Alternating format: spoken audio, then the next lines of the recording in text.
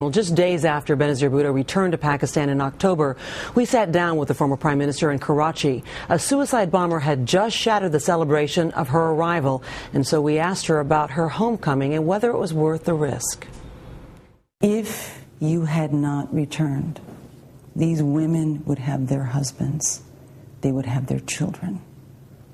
These 140 people would be alive. These 500 people would not have been wounded.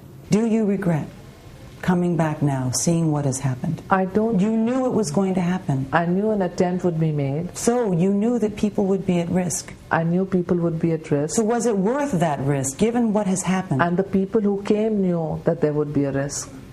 They put their lives on the line, and I put my life on the line. And we did it because we believe in a cause. We want to save Pakistan, and we think saving Pakistan comes by saving democracy. This was a very slow-moving motorcade, surrounded by millions of people. Did you make the right choice to come back in this way?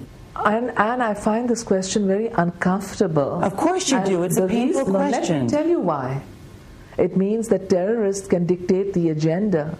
It means that terrorists, by threatening violence, can take over nations and destroy the quality of life of their people. Before you arrived, you sent a letter to President Musharraf naming 3 people, all 3 high-ranking officials, and you accused them or said they were plotting against you. I'm simply saying that there are individuals who could have abused their individual position to do this, and the threat is still there. You're a mother of 3.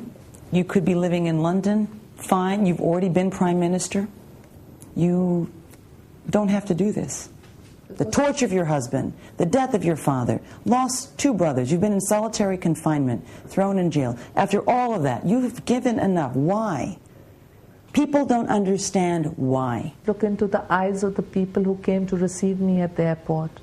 The joy, the happiness, the singing, the dancing before the terrorists struck. They were celebrating my return because they want hope.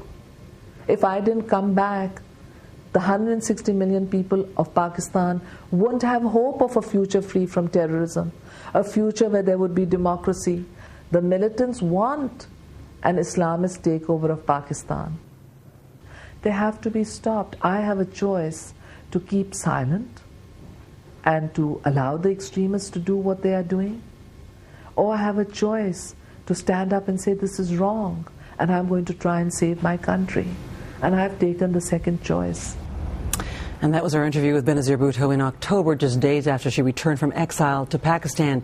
Andrea Mitchell is NBC News' chief foreign affairs correspondent. She joins us now from Washington. Andrea, good morning. Good morning, Ann. Though controversial, Benazir Bhutto enjoyed tremendous popular support, Absolutely. Specifically among the poor. So just how destabilizing is this, in your view, assassination on her life?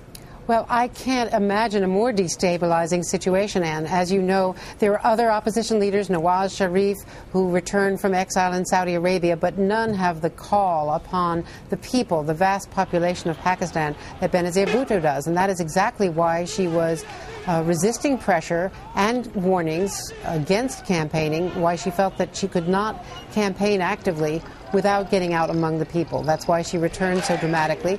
Obviously, this was something that you raised with her in the interview. I called her and talked to her about it after that attempt on her life that Saturday when she first returned to Islamabad, but she felt that that was the only way that she could reach out.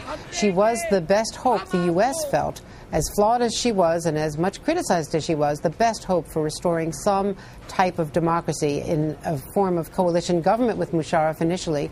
That, of course, those negotiations did not work out. All right, Andrea Mitchell, thank you so much for your very important perspective this morning.